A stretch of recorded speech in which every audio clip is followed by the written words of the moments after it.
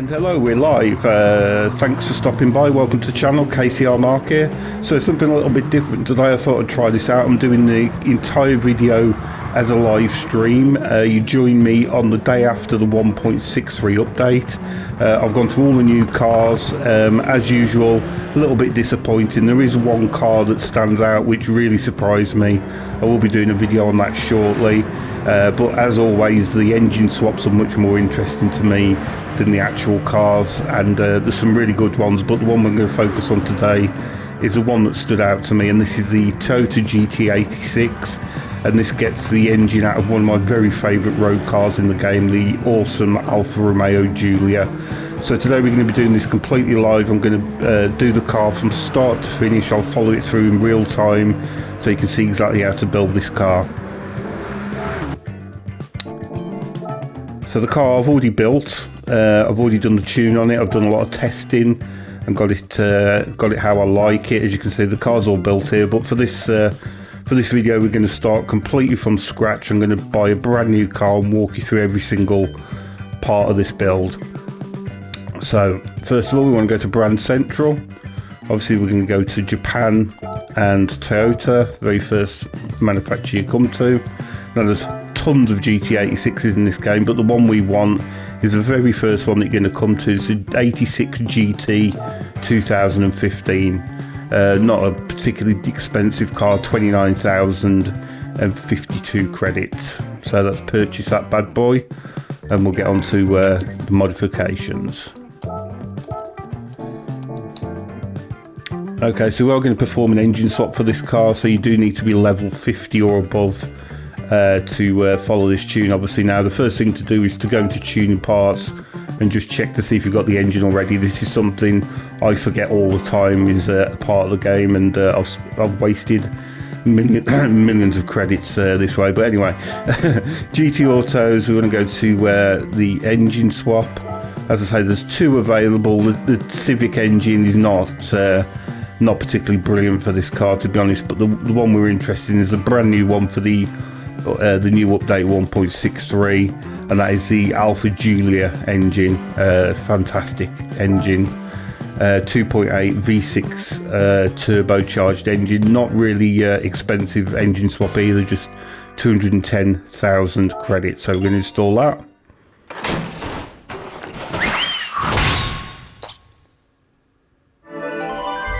Sweet. Next up, we're going to fit the wide body kit. Really cheap on this car, just 5,000 credits. As I say, I've built this car already. I'm just doing this in real time for you so you can follow it exactly. I do have to refer to my notes here to remember what I brought, so just bear with me a second. So next up, we're going to head to the tuning shop where we're going to fit the following parts. So we want weight reduction stage 1. We want sports hard tyres. I've just accidentally clicked off the menu, just bear with me a second. I'm a bit new to all this. Weight reduction stage 2. We want the fully customised computer, high RPM turbocharger. We want the fully customised LSD. Now a lot of people ask me why I fit this and the manual transmission to my builds, but just watch the performance points drop down when you fit both of these. So fully customized LSD, fully customized manual transmission. See how much has dropped down? That just gives you so much scope to tune. So it's one of my go-to tuning buys, that one there. Weight reduction stage 3. On to the next page. Oh, I've missed one, sorry. I knew this was going to happen. We want the racing crankshaft as well. There we go. My notes came in clutch there for me. Anti-lag system. Now every single build that I do, these are parts I always fit. So we go racing brake pads, racing brake discs, fully customized suspension.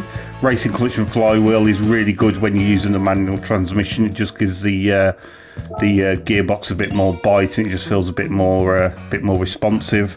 And I think that is it. Just bear me a second while I very professionally look at my notes and check I've got everything. So diff, high RPM turbo.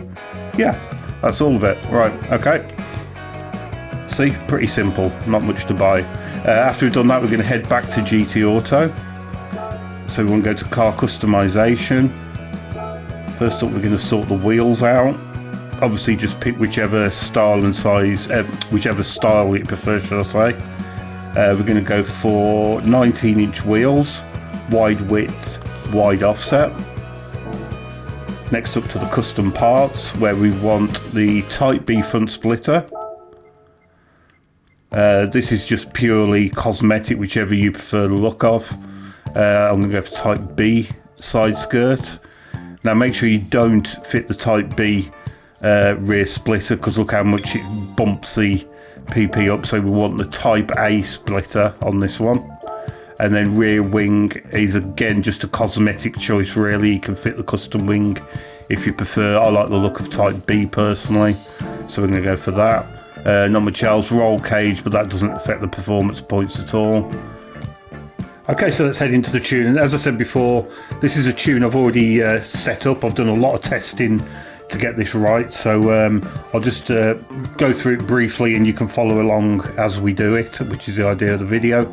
So it's a really good handling chassis as standard, the Toyota 86, but obviously you're putting a huge amount of power through the back wheels, so it does need a bit of help. Mainly it suffers with wheel spin and oversteer, as you would imagine such a light rear wheel drive car doing so. So the whole idea of this tune is to try and tame that back end. So if you follow these settings as you see them, and we're going to go for 100 on the front body height, 105 on the back. We're going 5 front and rear on the roll bars. Damper ratios we're keeping exactly as standard. We're going to go down to 155 on the front natural frequency and down to 165 on the rear natural frequency. You want the car fairly softly sprung, with it being on sports hard tyres. The body roll helps it transfer the weight a bit better. We're going 2.5 front negative camber. Any more than that I find a bit overkill and can cause understeer. Again, same sort of thing for the rear. We're doing 2 at the rear. We're going to have toe out at 10 on the front and toe in at 5 on the rear. Any more than that and it feels a bit strange, so yeah, that seems to be the sweet spot. Front diff, we're gonna, for the diffs, shall I say, initial torque 5, 15 for the acceleration sensitivity. Braking, we're going to go up to 25 a little bit just to stop that the back end stepping out under braking. Now the rest of this tune here, obviously you can get a lot of horsepower out of this car, but we've put all the weight reduction on there to get it nice and light. So we're going to balance the horsepower so we can get a one-stop strategy out of the car. As it stands here with the 638, it's very quick obviously, but it's not very good for one-stop strategy. So the way we're going to alleviate that is we're going to put some more downforce on it. It needs a lot of downforce on the front of this car. So we're going with 65 on the front downforce. He says, looking at his notes, and we're going for maximum downforce on the rear. Then we're going to go for 94% on the ECU. That drops the power down to just under 600, 599. As you can see, that perfectly balances it almost to 600 pp. As for the transmission, pretty good as standard. We're just going to leave that as it is. We're just going to set the top speed to 340.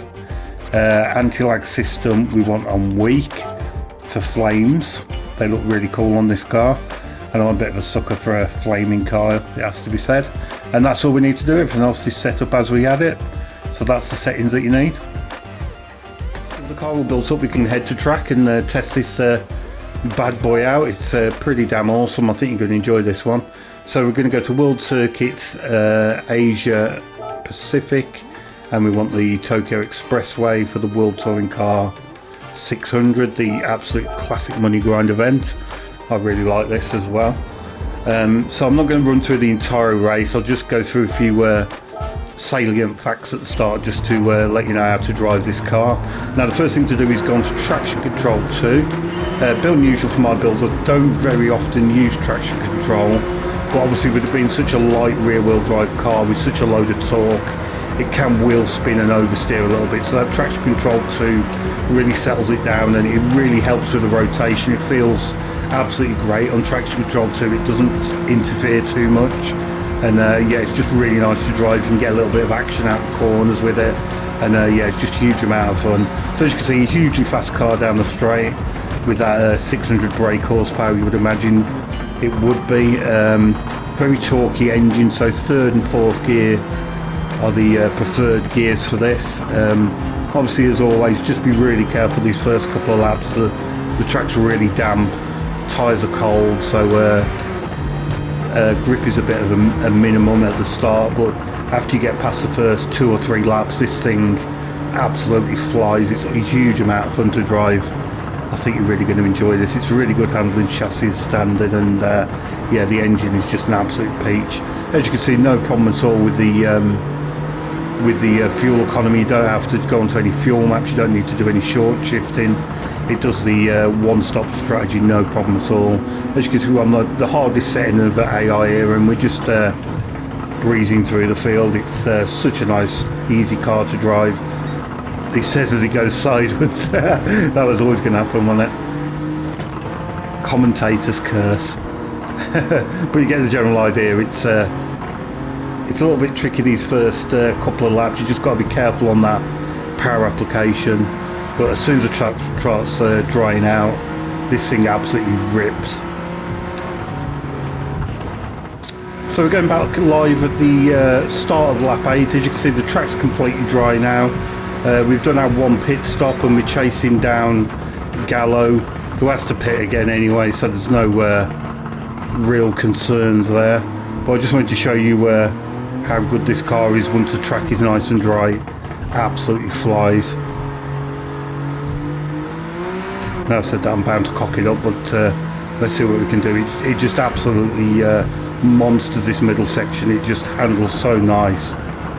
Loads of aero grip, lots of turning. It rotates really nice. Really, really good fun through this middle section. Yeah, you can see it's a quick car. We're starting the very last lap of the race, and the track's completely dried out. The car is absolutely flying. I've just done a 2:07.8, a 2:08 the lap before that, and it just absolutely rips. It's a huge amount of fun on this this dry track. I'll try and demonstrate it on this last lap, see if we can get a decent one in, but now I've gone live, I'm bound to make a complete arse of it, but let's see how we go.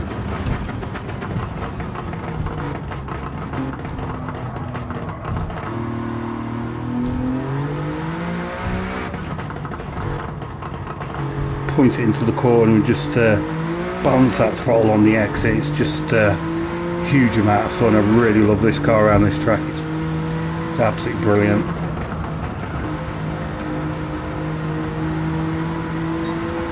Loads and loads of grip. It just inspires confidence, and once you get used to it, you can really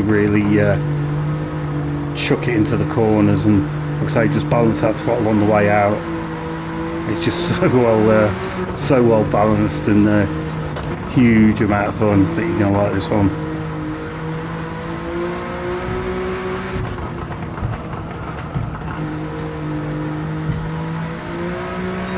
So controllable.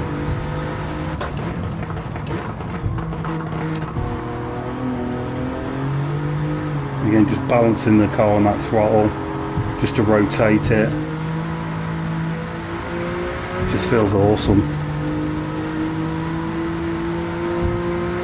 Now, not a brilliant lead as we come to the last lap, but I did have a bit of a mare and went into the back of the NSX while trying something out, but still a pretty comfortable lead. This is on the hardest setting AI as well, so if you find yourself struggling at all, you can always drop that level down and it doesn't affect the payout at all. Now, I will warn you, I'm not going to get the clean race bonus here. Not only did I hit a car, I think I outbraked myself at the final hairpin as well, so yeah, a bit of a double whammy on how to lose the no claims bonus, but there we go. It's a pretty good fastest lap. Yeah, not a clean race bonus, but never mind.